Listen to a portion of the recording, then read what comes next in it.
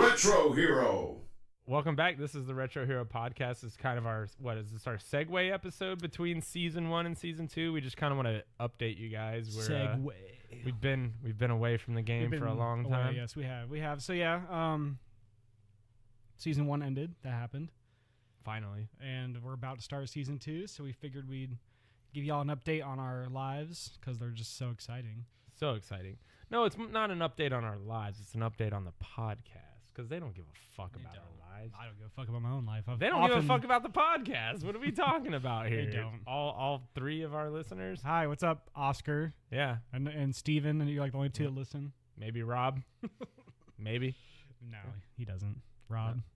I'll know if you listen because we just called you out. Well, so fuck you, Rob. Fuck you, Rob. Fuck you, man. But you never supported me. But yeah, so this is kind of like our segue episode between season 1 and 2. We just kind of want to give a look up, a recap. So I not a believe recap, but what's going on. So the last episode we recorded, just to give like a frame of time here, was right when Mario Odyssey just came out. So we're gonna say early November was the last time you heard our beautiful voices. Sounds about right. So it's been a while. We're sorry. I'm sorry. Sorry it's been so long, but here we is. Sarcastically, I'm in charge. Oh, yeah. Best news of the week. Oh, yes. Okay, so if you didn't know, John and I are huge Black Dynamite fans. We think it's top 3 comedies of all time, maybe even the top. Absolutely. Maybe even the top. So this past week, they announced Black Dynamite 2. Well, they dropped like a 30-second teaser trailer, and John and I went into a fucking frenzy. Like I've never fangirled so hard over an announcement than I did when Black Dynamite 2 came out. I didn't even believe it at first. Yeah, I was like, I thought this was a joke. Like I was fan-made trailer. I was like you see those like Friends reunions, like fan-made trailers where you're like, yeah, it's fake. Yeah. No. Well, who cares? Nobody wants to watch a Friends reunion. I'm sorry. We thought it was fake, but it's real. They're making a fucking another Black Dynamite, and I can't be more excited. Yeah, it's easy, like our most quotable movie when we're hanging out together, like that's just what we do. We just quote Black Dynamite and people look at us and they don't know what the fuck we're talking about most of the time. Yeah, I can dig it. Yep. Yeah, at work we were the only two that had seen it. We always make quotes and people were just like, okay.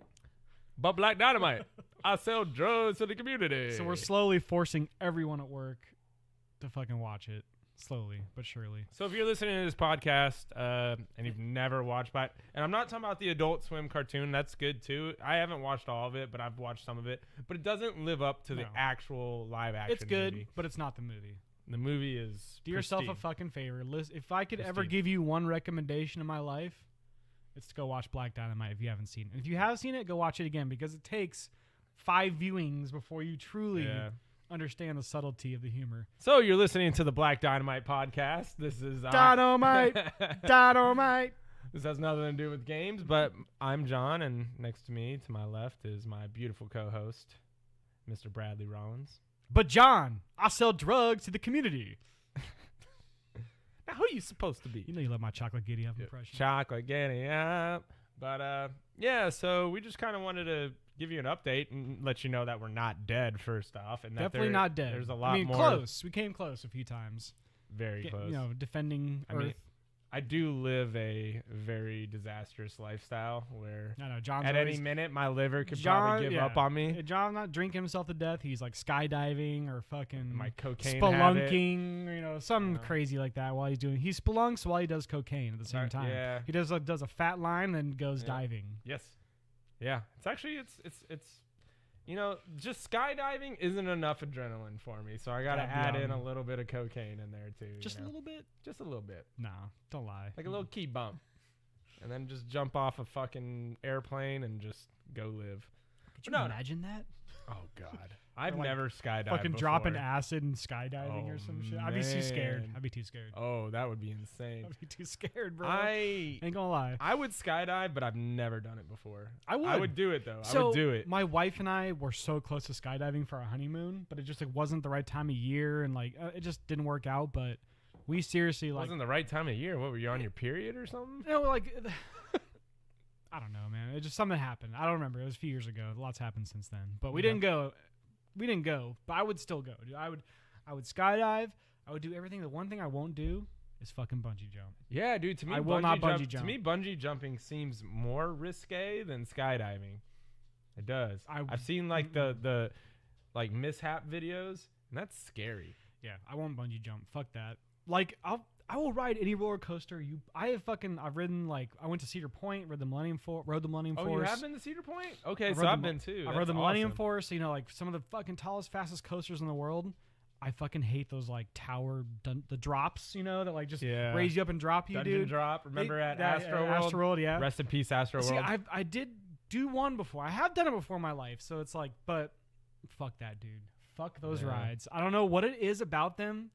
It's not like I don't have a problem with free falling. It's just there's a part of my mind that's like these fucking restraints are gonna fly off like halfway down or something. I think the thing I hate about those rides is like specifically talking about Dungeon Drop. I know that like Cedar Point has that one where it's like 4-sided. Yeah. I've been on like one goes up fast and then goes down slow, and then one goes up slow and goes down fast. But the one in Astroworld, rest in peace, Astroworld. Yes. H-Town. But so the thing about Dungeon Drop that always kind of freaked me out was as you're falling, you kind of do levitate from your seat. Yeah. So like you kind of like get up a little bit, and then like the restraints are kind of like pushing you down. And that's a very uncomfortable feeling. I can imagine. Yeah, it's Fuck that. My mom actually rode that ride with me, like when I was a little kid, like nice. Maybe like 12-year-old John, like rode it with my mom. I'm like, damn, dude, like I look back on it now, I'm like, my mom was a badass. Like the most my mom will ride is like Disneyland rides. Oh, she really? will not touch a real roller coaster. It has to be like fucking Thunder Mountain or some shit. Yeah. To get on it. Hey, I'll be right back. Be right back. Are you gonna leave me? I guess he's leaving me to my own devices. This is very scary, but it's because Chewy's making a lot of noise. The retro hero mascot, but I don't know. So we're just gonna talk about what we've been going through in this downtime, and we're sorry for the downtime, but you know, life kind of happens. And also when you're as small time as we are, it's not like if you're a big time podcast and you have downtime, that can almost be like the last nail in your coffin. But we're so small time that it's actually not that big of a deal, honestly. For sure. Yeah, but honestly, we have big things planned. We hope this is the last true. I mean, like we may have like a month or 2 week down periods in the future between seasons, but we hope this is the longest down period you'll have to go Ideally, through. Yeah, that would. We know you guys were just crying and just depressed, on the verge of suicide while we were gone. But we're here. That's what I've heard. Put the knife down. Put the gun down. But we're back. Yeah. So Brad, why don't you just kind of let's tell our audience what you've been doing during our downtime from a gaming perspective. So the last time we talked, like I said, we were just starting Mario Odyssey. Mm-hmm. Finished that. Loved it. I thought it was a little. I think people were a little too high on it. I think it's a little overrated based on the reviews and shit. I still think Mario 64 is a superior 3D Mario game in my mind. I did love Odyssey. I fucking loved it. I loved the ending. I loved the fucking New Donk City Festival. Like, some of those moments were just amazing. Mm-hmm. But overall, the game, I would give it like an 8.59 out of 10 if I had to rate it. I think that's fair. There was a lot of 10s thrown out there, a lot of masterpieces, all this shit. A lot of people are saying it's the best Mario of all time. That's cool. If you think that, I can see why. But to me, it just didn't hook me like as hard as I wanted it to. I loved it. The gameplay was awesome. There's a few awesome levels. Like, I love the Wooded Kingdom. I love New Donk City. I love, there's certain standout worlds. But to me, it just, for some reason, it just didn't hook me quite as much as I thought it would. Yeah, I mean, like, throw in, like, because I echo your sentiments exactly. Like, I feel the same way. Like, but I think, my personal opinion, I think the reason why it didn't resonate with me so well was just the overabundance of those power moons. So there's the power moon, like, in Mario 64, there's 120 stars. And each star, you felt like when you got that, like, other than like the collect 100 coins, but even collecting 100 coins in a level was challenging. Yeah. But you felt like you accomplished something. But then there's some of these moons in Mario Odyssey where it's just like, I'm walking by this bush. There's a moon there. Oh, that's cool. Like, you don't feel like you really accomplished something. They turned the moons into Korok seeds.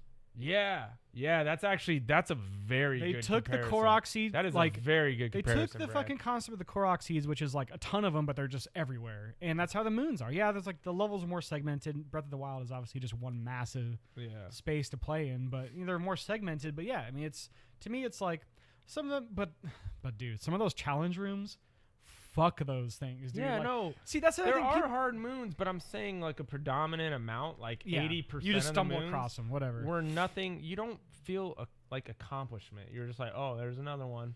Yeah, there's another one. I definitely see what you're saying there. And it kind of like watered down the gameplay, if that makes sense. Definitely. That's just kind of how I felt about it. But some of those challenge rooms, man. No, yeah, some of them. Dude, there are they're some brutal. moons where you get them and it feels like the equivalent of like a Mario 64 star. Yeah.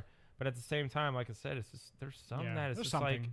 Like it's almost like you played the game, so here's the moon. Like congratulations, you went to this place. Yeah, I went to this one building. You just stumbled across this corner of the map. Here's a moon. Here's a moon. Yep. No, I think with Mario 64 having the Hyrule Castle hub world also. Hyrule? I'm sorry. Fucking Mushroom Kingdom Castle. Right. I'm in the different fucking Nintendo franchise. So yeah, the Mushroom Kingdom, the Prince Peach's Castle, acted as that hub world, which the hub world itself had tons of secrets and shit to find. I like that. I didn't like getting in my ship and going to the next disjointed level. I like having that hub world. I like having that one anchor point. Did you also kind of did that it felt that way like with Odyssey? It was like where you're just kind of like go to a map and you have like a over. I mean, we're nitpicking. The game is obviously it controls amazing. No, it's a great the game. Music's great. But see, I guess the thing is like because it is a very good game that, and what you were saying is not a lot of people are critiquing it.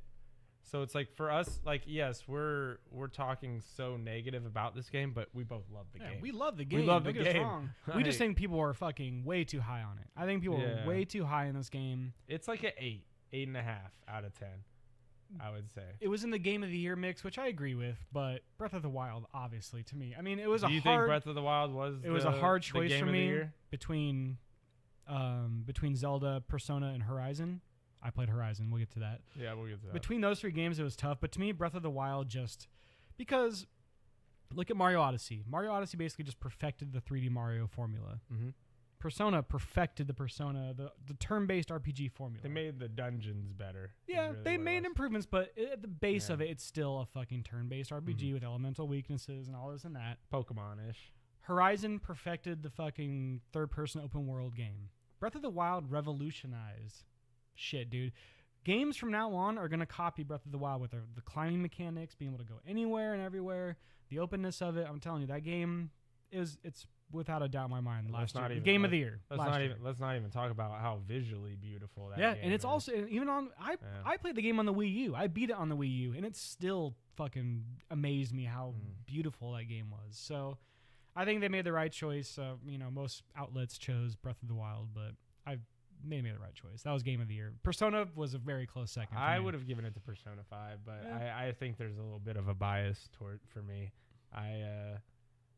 The way I sunk in hours for Persona 5 and the way I felt afterwards with the game, I just felt a lot more encapsulated. Yeah. But the story and the characters definitely I resonate with more in Persona 5. But I'm just saying, like as a game, just stepping back and looking at Breath of the Wild, the achievements it does, and now I do have gripes with Breath of the Wild, and we've talked about this before, like the lack of a real story and the lack of real traditional dungeons.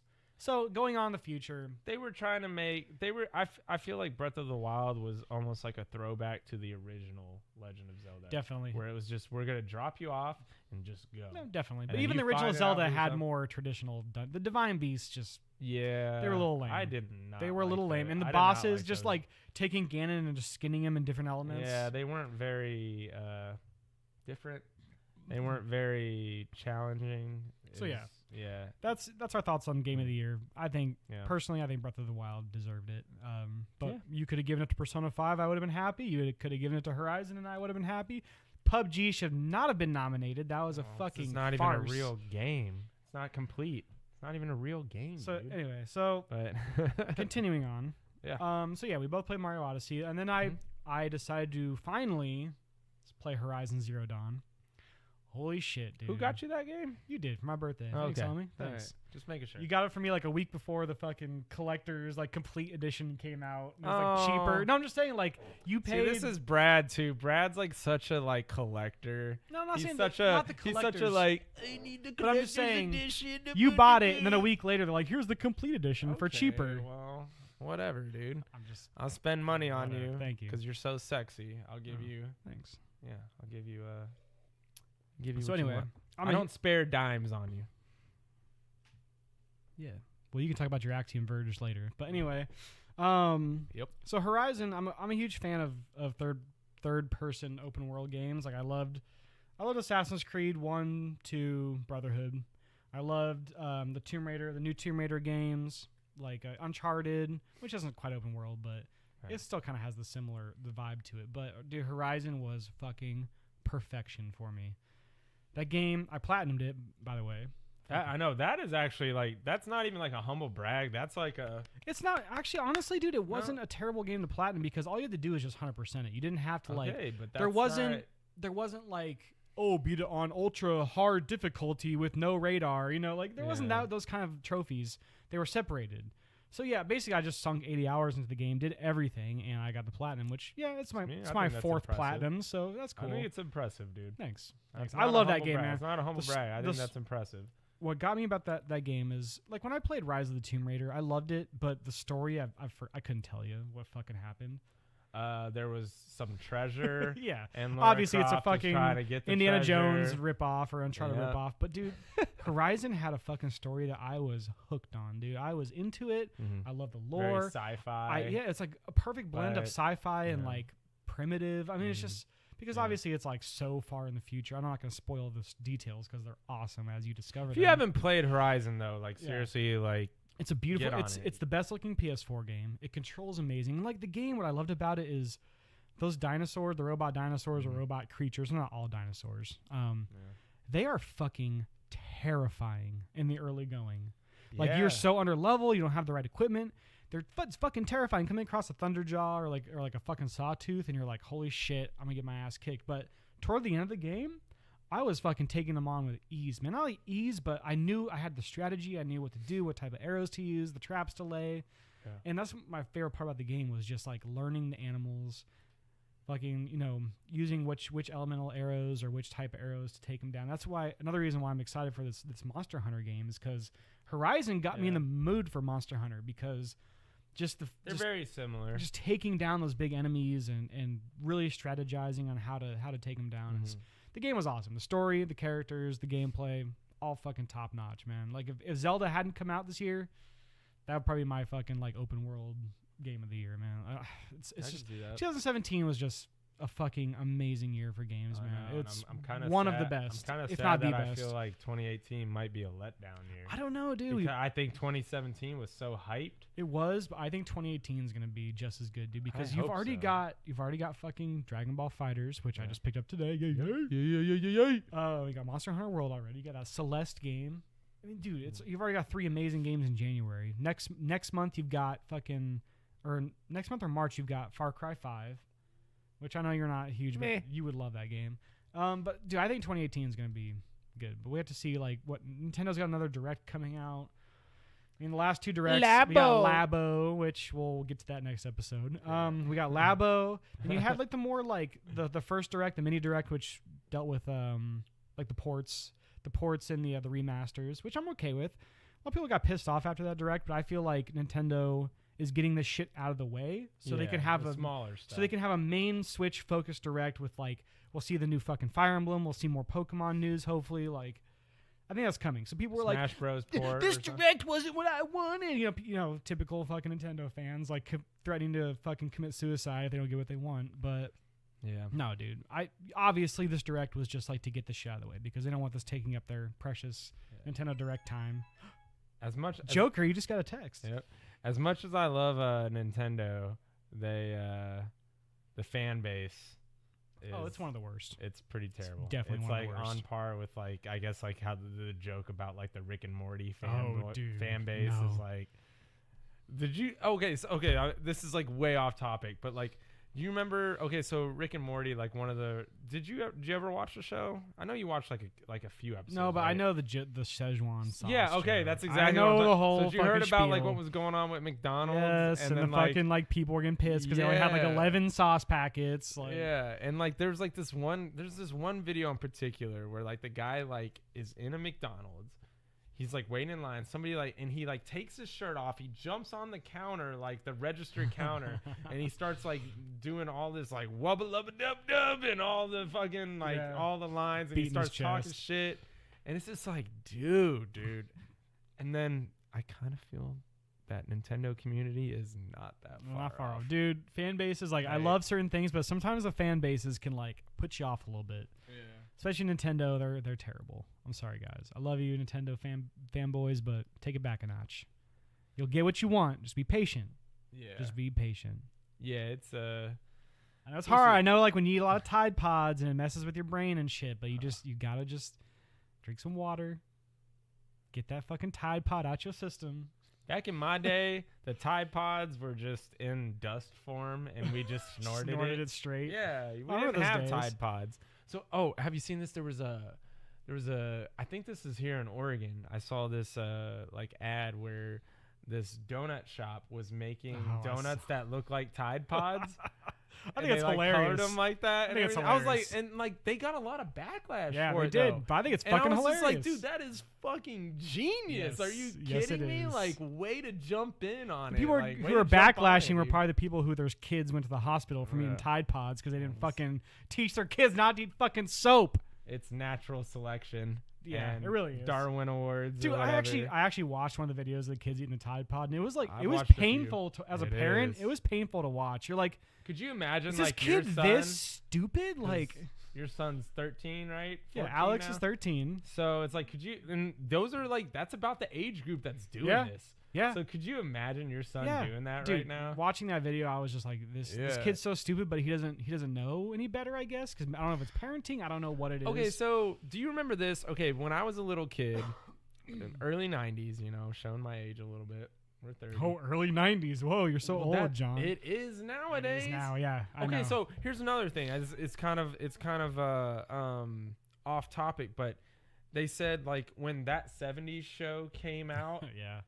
It was like the equivalent if they made that show now, it'd be a That's 90s show. I'd be down. Netflix is making essentially that 90s show. It's actually it was filmed here in Oregon City. Oregon, yeah. Really? There's a Netflix show coming out. I forget exactly what it's called, but it's a show about life in the 90s, like going to school in the 90s. It was shot here in Oregon City. Why aren't we extras in this? I know. Like when they were filming that shit, I was like, I should go in there. I was just rocking the background. Throw a middle finger up back there or something. Yeah. Wear a Retro Hero shirt or something. Fucking Tide Pods, dude. We should make some like Retro Hero branded Tide Pods, and we should. That'll get us viewers. I mean, if it gets us viewers, we'll do anything. I think Tad and Topher would totally be down for eating Tide Pods. All right. So, what video game character would be most likely to eat a Tide Pod? Ooh. That's a tough one, dude. Damn. Who would eat a Tide Pod? Oh fuck! Give me a sec, man. I hate to like you're putting me on the spot now. It's a tough one, but who would eat a Tide Pod? I mean, like you put a Tide Pod down in front of a video game character, who's gonna fucking snatch it up? Wario would. Wario just to fucking do it. Wario would, even he would know it's stupid, but Wario would do it. He'd make a game out of it, and he'd fart out bleach. That's where WarioWare came from. He fucking got high on Tide Pods and was like, "I need to make a game, a crazy game." Wario would totally eat a Tide Pod. Waluigi or Waluigi, either one of those fucking idiots would eat a Tide Pod for sure. Tingle, yeah, I can see him eating Tide Pod. That's a good. Tingle would eat a Tide Pod. He be eating Tide Pods. He be eating them Tide Pods. Who else we got here? Bubsy. Bubsy's like on Tide Pods, like as he's a typical millennial. He's definitely a typical. He thinks he's more entitled. Like, I deserve a remake when fucking no one paid attention to me. Yeah, Bubsy, go to your safe room and eat a Tide Pod. Shut the fuck up. You don't deserve shit. Yep. You deserve more F-Zero, not more fucking Bubsy. I don't know. That's actually that is a tough question. We might have to like fucking bust that out like later on. We might. But Wario for sure. Wario. I think Tingle. I think Tingle's the answer right there. That's why his cheeks are always so red because he's just poisoned he wears himself. Fucking green spandex all the time. Hello. Fucking Tingle. What the fuck were they thinking when they fucking came up with Tingle? Whoever came up with Tingle, I want to fucking give him a high five because I love weird characters. I've said it before in the podcast before. I'm pretty sure I have in a past episode, but I still say to this day the best character Nintendo's ever created was Wario. And I will fight tooth and nail for that. Wario is the best character Nintendo's ever created. Wario didn't really get a personality until WarioWare. He did. He was just essentially a fucking just Mario knockoff until WarioWare. Then he became this quirky fucking cool guy. Man, I'm telling you, he is the best. So that's when he started eating Tide Pods. Yeah. I'm telling you. He is the best Nintendo character. I will argue with anybody. You tell me Star Fox, Donkey Kong, Super Mario. No, Wario is the best. If you want to counter what John says, send us an email. Please. Who you think is the best fucking Nintendo You'll be character. wrong. RetroHeroPodcast@gmail.com. Who is the best Nintendo character of all time? They'll be wrong. It's not Wario. It's not Wario. Absolutely Wario. It's not Wario. So anyway, Horizon was back. Horizon was amazing. Platinum that. Beat it. Right. Fucking loved it. Story was great. Good cliffhanger at the end. Can't wait for the next one. Next one's gonna be perfection. Yeah. Horizon got snubbed at the Game Awards. Awards though. Did, that game got snubbed. Dude. I remember we were watching it, so we were we're texting back and forth. And I was like best narrative for sure. Yeah. Best narrative for sure. Wasn't it some like random indie game? It was fucking I don't Edith Finch or I don't want to hate Disappearing on the game of Edith itself. Finch. I haven't played it, so I can't talk shit. But I mean, like Horizon. The thing about Horizon, almost all games, almost everything is fucking based or influenced by something else. Horizon was just fucking original, dude. It was so original, and that's why I liked it so much. Because I'm a huge sci-fi fan. I love like dystopian future, like Matrix type shit, you know. That's exactly what Horizon is. That's why fucking Horizon just hooked me, dude. It was a perfect blend of like the Matrix, just primitive man. It also had a Zelda feel to the gameplay. Yeah, the gameplay did for sure. But yeah, Horizon was amazing. So after Horizon, I moved on to what I'm playing now which is Golf Story, which I haven't played this game yet, but we've talked in past episodes that I'm a sucker for golf video games. I don't know what it is. I just love them. Yep. I love golf games too, man. And have an infatuation Golf with Story, games. it's charming as hell. It's got a great sense of humor, and the golfing is actually good. Like it's a good. But it also has that I guess for people that don't know the game, also it has like that like kind of 16-bit. Yeah, it looks like between 8 and 16-bit. It's like the HD kind of pixel art. You know, looks like it's top down in the retro feel. Yeah, like it's like the old school Zelda, like Link to the Past. Imagine Link to the Past graphics in a fucking golf game, and you've got a quirky story. What I love about it is everyone just tells you suck, even though you're awesome. They're like, you're never gonna make it in this league. Oh, like really? everyone's just telling you suck the whole time, but you're like, fuck you, I'm a fucking badass. Like it's great, man. I love the game. I think I'm getting pretty close to the end, and I picked up Dragon Ball FighterZ today, which watch out for some video on that, hopefully. And then Celeste is gonna be my next game. That game just came out yesterday. I'm a sucker for those ultra difficult platformers. Us being the retro gamers, it's just platformers. That's always going to hold a special place in my heart, especially the ultra difficult, like you said, like the Super Meat Boy, the and Celeste now, you know, what we got. So it's just, I'm very excited. I've watched very little video of it because I don't want to spoil it to myself, but like that's definitely a game that's going to be in my future after I beat Axiom Verge. So I've still got a backlog of 2017 games I need to finish. I still need to play Nier Automata, which is probably next on my list after of PS4 games, and Wolfenstein. I need to play that. I could go through this list forever, so I'm just going to stop. Anyway, so John, what have you been playing? And Earthbound. When you beat Dragon Quest VIII, I'll beat Earthbound. Oh, damn. Anyway, I don't even know onward. So what, I know you. Okay, so tell us about your Mario Odyssey. We'll backtrack to Mario Odyssey, and you give me your thoughts, and then tell me what you've fucking played over the last. I mean, I kind of felt like I already said everything I have to say about Odyssey, but I mean, I will just say like I definitely enjoyed the game, but it just, like you said, I guess the Power Moon oversaturation is kind of what detoured me. Too many moons. Yeah, too many moons. Like there's like what 850 moons or something. It's ridiculous. They could have cut that in half and just made them a little more difficult, and I would have been cool with that. I agree. But outside of that, so after that, you got me Axiom Verge for PlayStation 4, which if anybody knows, I've probably mentioned it before, but the Metroidvania genre of video games is probably, I don't even want to say probably, it's my favorite genre of video games. I'm not even going to say probably, because probably makes it sound like it's not. So what is the best Metroidvania of all time in your opinion? What's your favorite? Symphony of the Night. Castlevania. What is a man? A miserable little pile of secrets. For me, it's a game that I think I've told you to play. I don't know if you have. It's called Outland. I have not played Outland. You have told me about it though. I have not played. The game is fucking perfection. It's a Metroidvania. It's a Metroidvania, but it has like the control scheme of like a Ninja Gaiden, where you you can like wall jump and slide and shit. So it's got more like the movement's more fluid. Yeah. Then you have a mechanic where you switch between red and blue light. Oh, and to pass through blue light, you have to be blue. To pass through red light, to be red. Okay. So you're switching your color while you're platforming and doing all. Dude, it's I like that. The bosses. The game is just. So fucking, it's like it's made by. Yeah. Sorry. Yeah. No, I'm sorry. It's like that. Like Guacamelee is also like yeah. I loved Guacamelee because it was like a beat 'em up Metroidvania. Yeah. Is how they mixed that genre, and they're actually making a sequel. Yeah, I don't know if you've heard that, awesome. But It's got co-op and shit. I'm very hyped for that. Coming to the Switch. Very hyped for that. Just bring it to the Switch. Everything on the Switch. But outside of like Symphony of the Night, I would say the 3 original Nintendo DS Castlevania games. Fuck yeah. Those Order are awesome. of Ecclesia. See, those are actually Portrait some of the of ones Ruin. I've actually played. I'm not. I love Castlevania. I love the music. I love the concept. But I haven't played a lot of them, which I want to. But I did play the DS ones, and those were sick. So it's like Order of Ecclesia. That had the female character, right? With the dark, Order of Ecclesia. That had the black hair. Yeah, yes. That was cool. I can't remember her name. Don't put me on the spot. But she's hot. The 16-bit. She hot. But yeah, and then Portrait of Ruin was like the Charlotte, Jonathan. Yeah, okay. Yeah. Jonathan, yeah. Charlotte, Jonathan. And then is it Aria? And it's not Aria of Sorrow. I think it's Dawn of Sorrow because Aria of Sorrow was GBA, I think right? it's the GBA one, which is also amazing. Wasn't there like something of Dissonance, like Harmony of Dissonance? Harmony of Dissonance. That was GBA too, right? I think so. Yeah. Castlevania's got a consistently good soundtrack. It's always blank of blank. So dude, we should actually have like a contest of like make your best Castlevania name. Yeah.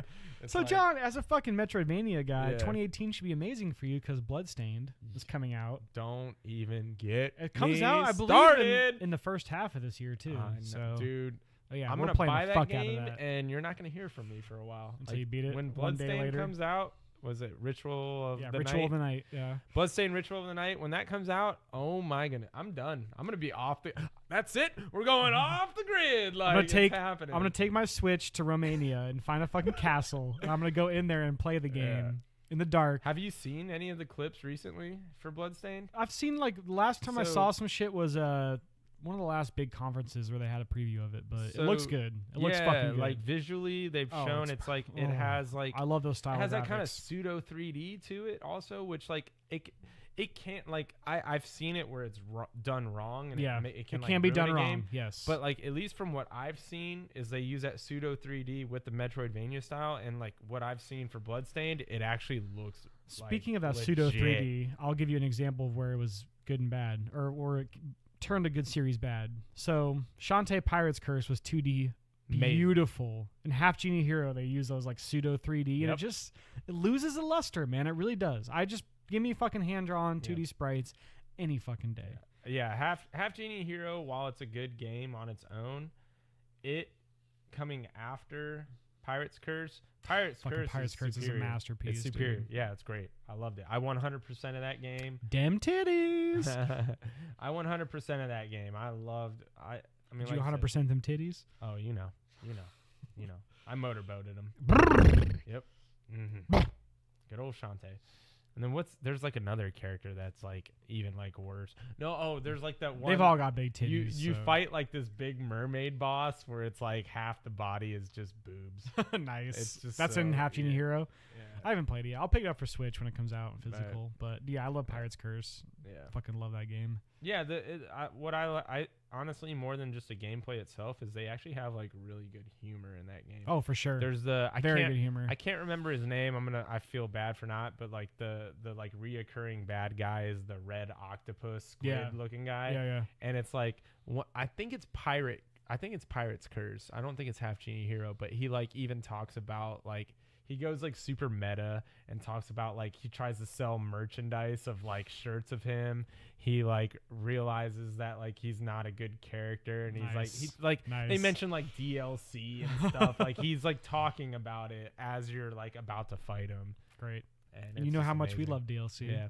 And it's like him and another character, you fight them both together, and it's actually like it really is if you've played it's the Portrait of Ruin, Castlevania, is there's a moment where you fight Dracula and Death. Okay. And they're together. And it's almost like a direct rip-off. Nice. It's like it's good. It's like it's that's like why I love Shantae, because it's very much like a tribute to other Metroidvanias. Like it really is. Those games are obviously just inspired by Castlevania and all that shit. So fucking love them. Can't wait for the next one. Yep. So yeah, so Axiom Verge, we're back at full circle. Yeah. So how is that game? Oh man, like, I'm interested. First off, thank you so much for buying that game for me. Oh yeah. But yeah, I'll pat you on the back for that. But Axiom Verge, what I love about it is obviously it being a Metroidvania, that's first and foremost, but like the atmosphere, the best way I could say it was it's almost like Alien. Nice. The movie Alien. Isolation kind of feeling. Yeah, like, it's like so Metroid. The Metroid games That's the best part about Metroid, have that kind of like creepy, like you're on your own. I feel like Axiom Verge cranks it up. Oh, nice. Even higher level. Well, I love that. So. And it has the Alien. So one of the coolest things though is like it's about your weapons too. Mm-hmm. And the more upgrades you get, like your weapons can either shoot further or whatever. But Axiom Verge, I love it. And the boss system is the best part about it. Fuck yeah. The bosses, you just fight these like insane, stupidly big monsters. And it's just the environment, everything about it. It's just I guess the best way is like you feel uncomfortable the whole time you're playing the game. You feel uncomfortable. I like games that you don't feel good playing the game, but you want to keep exploring. I love games that can do that to you, where they genuinely make you feel like fear or anxiety. Like Horizon did that to me in the early going with those fucking monsters. I was like, fuck. I had like genuine anxiety or fear coming up against them. When a game can do that to you, man, like that's why I love horror games and shit like that, because when they do that to me, it's one of the best feelings. I fucking love when a game can like truly make you feel that way.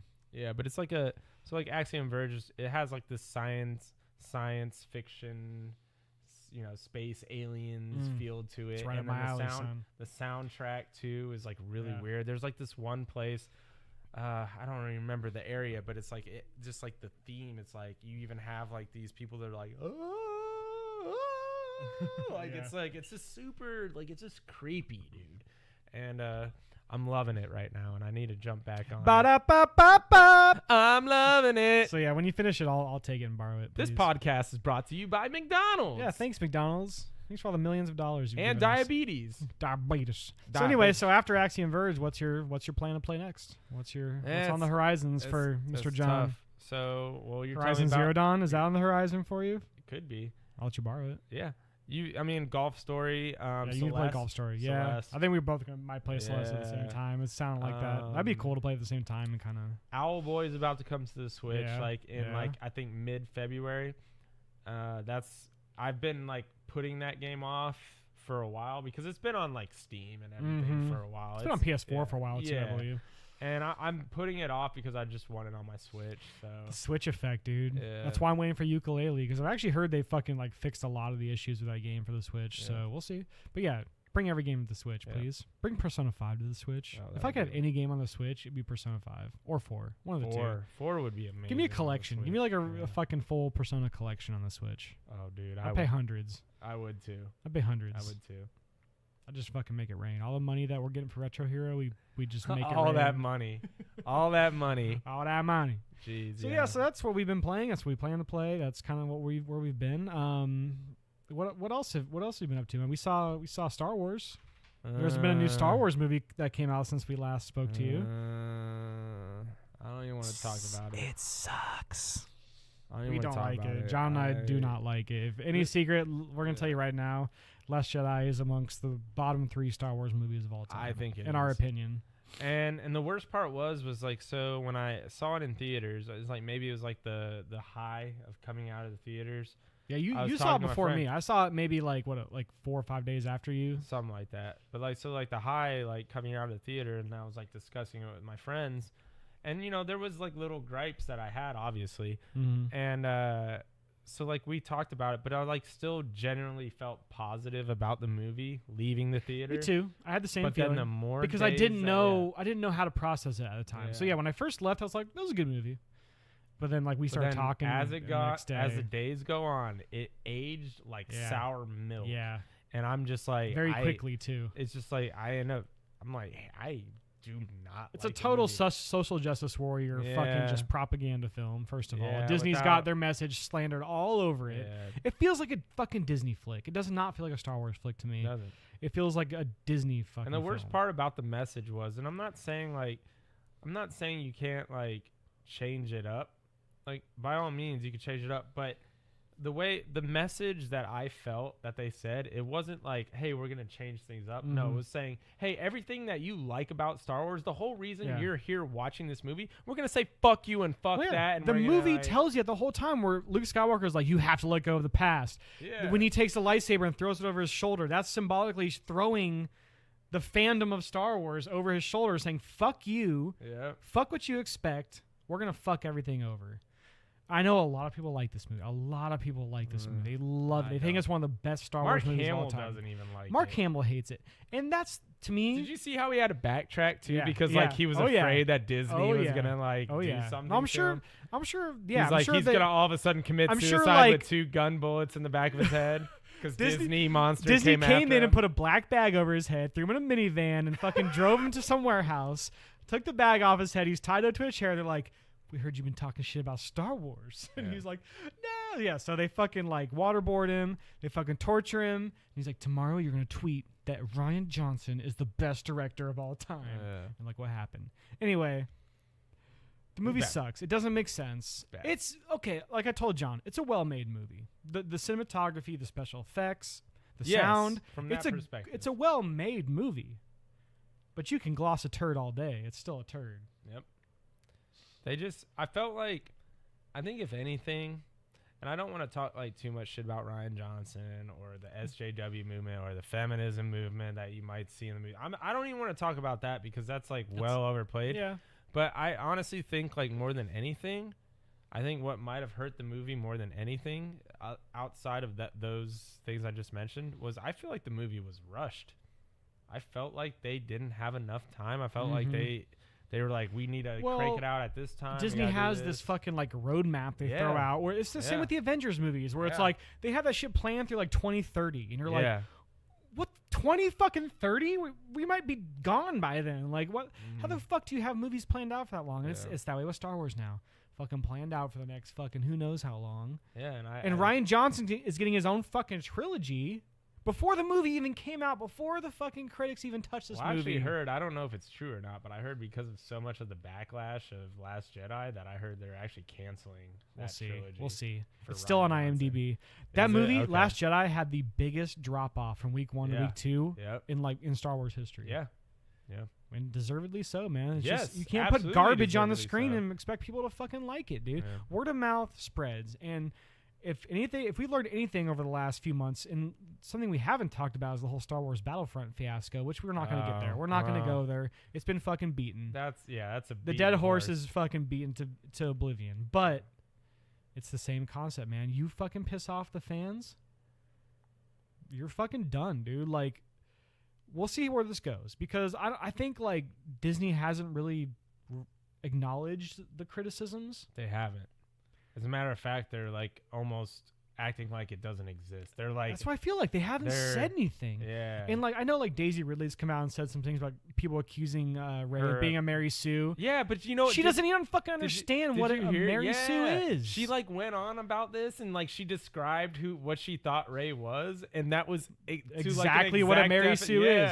You just all of a sudden ridiculous. Can know how to fly the Millennium Falcon with no training, and yet you're just flying it like a fucking ace all of a sudden. No. It's I'm sorry, Daisy Ridley. I like Daisy Ridley. God, she's fucking beautiful. Yeah, of course. She's a good actress, too. She's all right. I've only seen her in Star Wars, so I can't gauge her anything else. I think she's a good... I think she can even if it's just from Star Wars, I'm saying I think she can hit like everything from a acting perspective. That's like saying I think she's pigeonholed into playing this Mary Sue character. That's like saying Keanu Reeves is a good actor based on The Matrix.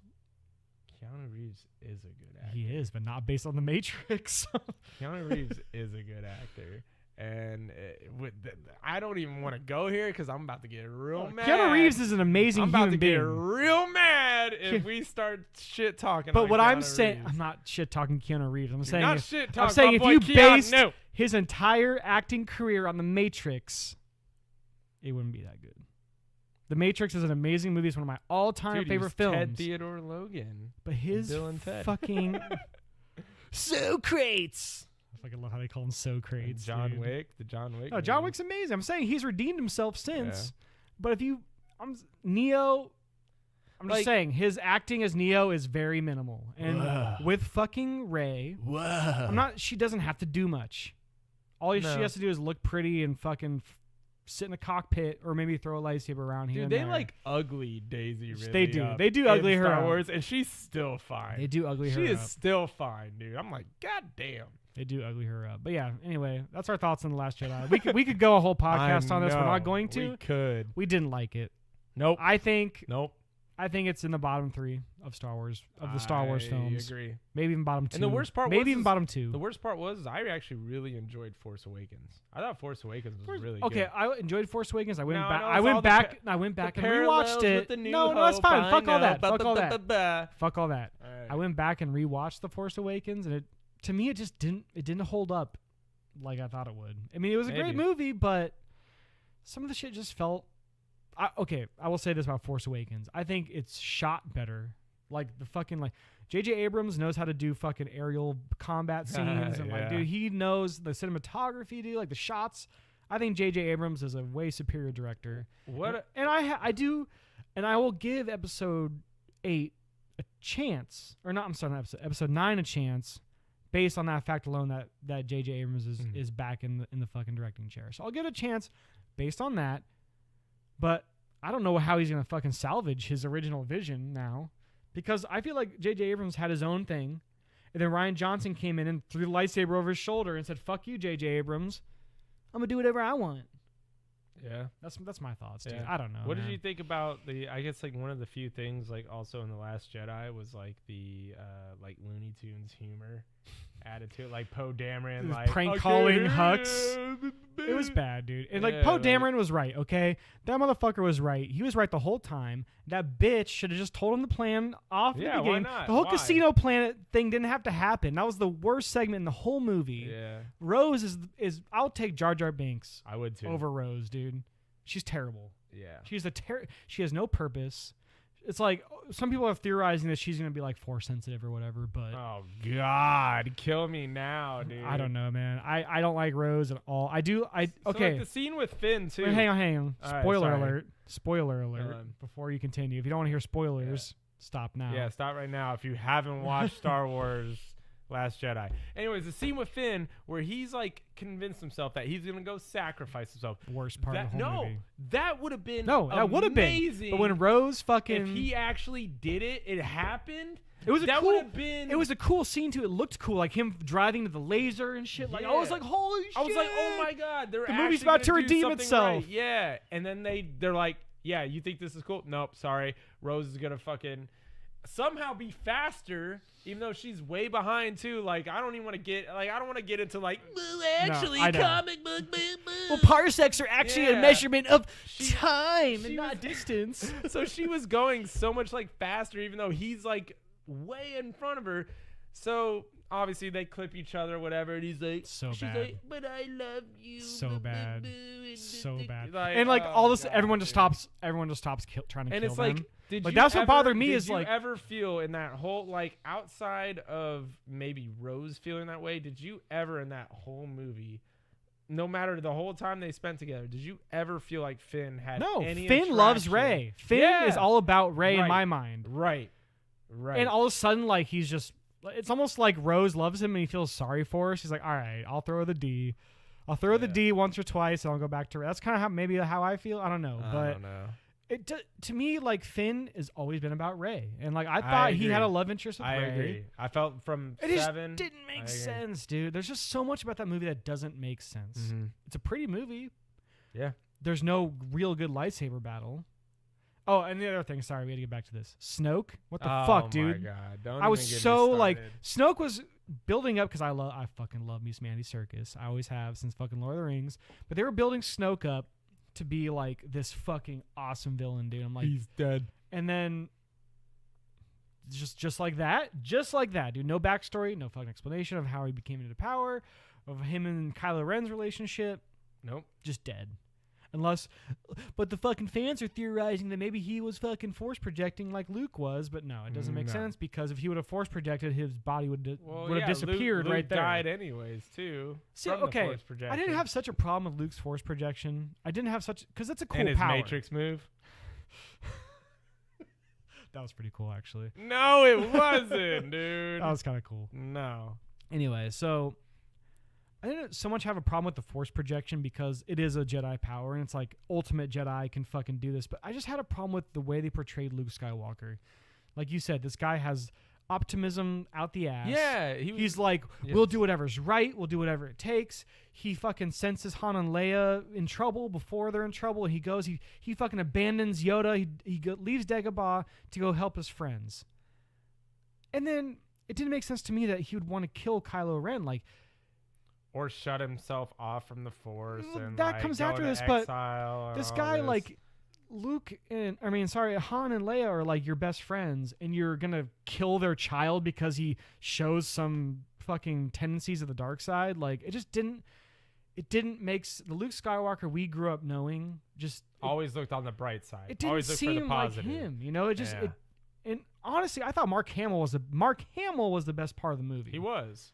But the way they portrayed Luke, like the character of Luke as we knew it growing up, maybe we're just too attached to the nostalgia. But no, it just didn't. Or how Daisy had like a whole 2 minutes of training, and then she just bested him in a fucking battle. I hated that, that's dude. Awesome. And that's what Mark Hamill was saying, like before the movie came out, and he's like, Luke Skywalker had to go to Dagobah and fucking train, and all she does is she just knows everything like it's nothing, dude. I don't know. We should stop talking about Star Wars now because half this podcast has been about fucking Last Jedi. Well, yeah. We hate it. Yep, we hate it. It's long story short, trash. we hate it. So let's kind of talk about the future of the podcast. Okay, so Brad. So next weekend or in February, we are starting season 2 of the Retro Hero podcast. We're making some changes. Mm-hmm. We're gonna get away. We're gonna get away from the topic of the show, formulaic, because I feel like season 1 for us was us just kind of training, practicing, getting our legs, getting our voice, getting comfortable on the mic.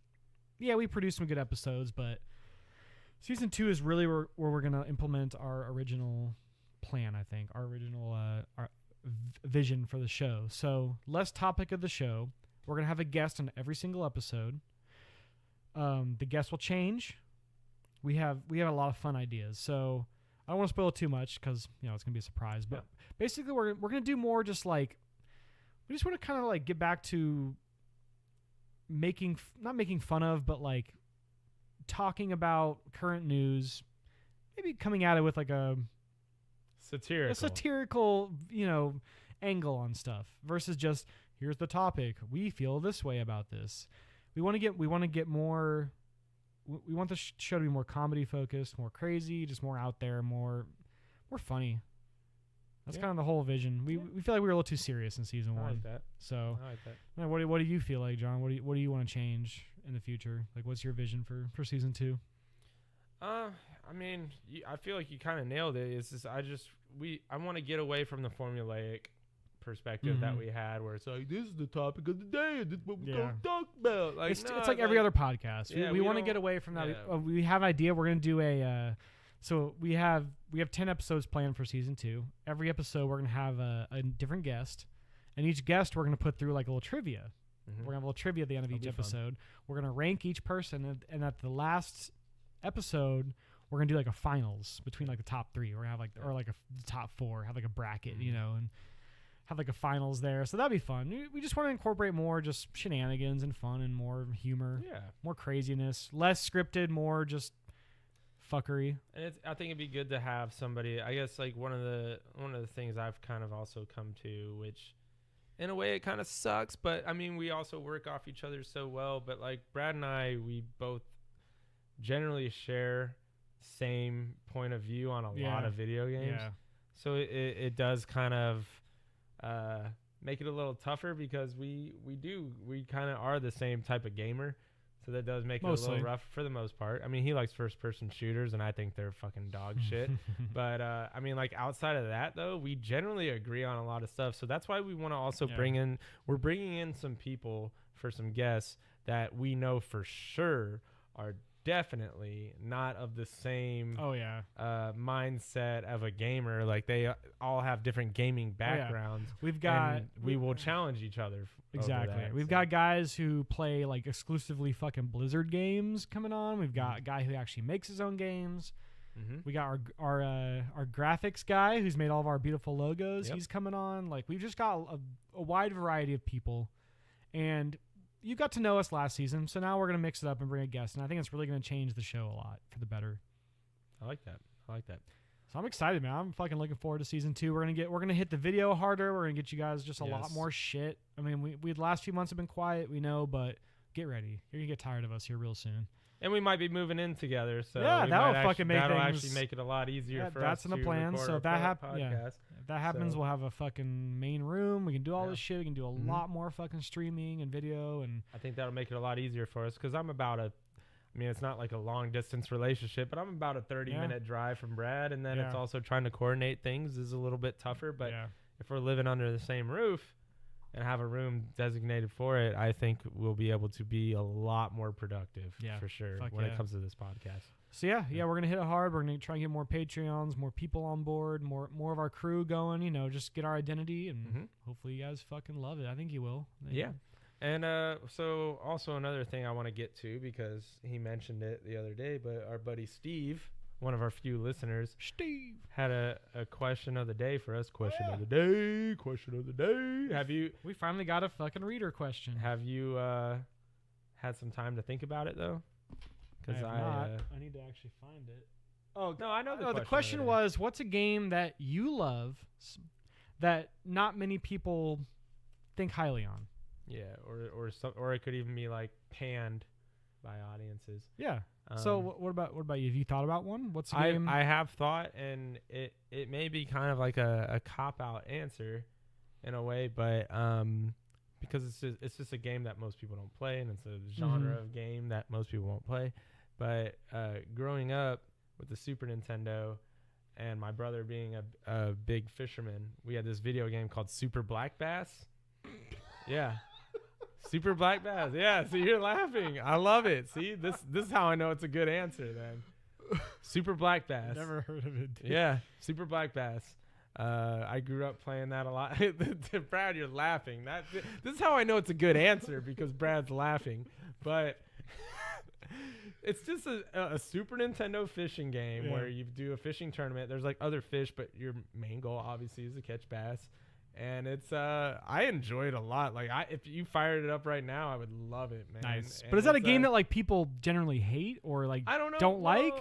I don't know if it's like, but I mean, it's just more like a game nobody's probably ever played. I don't. Okay, well, I'll put it this way: if I even told somebody that like probably has played fishing video games, like maybe even somebody that considers themselves a fishing aficionado, I would still say they would probably just be like, okay. See, I feel like the question was more like, what's a game that's generally hated? Okay, well, like let's say Sonic 2006. It's one of the worst games of all time. What if you loved that game? I love that game. That's what I'm saying. Like for me, I'll give you my example. Yeah, and then maybe I'll get a rebuttal. And you have to put yourself in the frame of mind during this time. Yeah. Okay. So, I've been a Fire Emblem fan since the Game Boy, the first two, Sacred Stone. No, those games were awesome. The fucking GameCube and the Wii version were fucking reviewed. They were like the most worst reviewed Fire Emblems. People hated them. The graphics, like they're all this shit. I fucking geeked out in those games. I played them multiple times. Fucking just beasted on them, dude. And like I just remember during that time, everyone fucking hated Fire Emblem. They were like, these are the worst games ever. The graphics suck. All this shit. I fucking loved them. But I'm a Fire Emblem fanboy, so what can I say? I like Bubsy. I actually liked Bubsy back in the day, Bubsy man. games. I fucking rented Bubsy at Blockbuster a few times and played it. Yeah, I like Bubsy. Another game, Super Nintendo Speed Racer. I never played that one. So it was like half of the game was a racing game, and then half of the game was kind of like a beat 'em up, like platformer game. Nice. In the Speed Racer genre. Nice. Yeah, nice.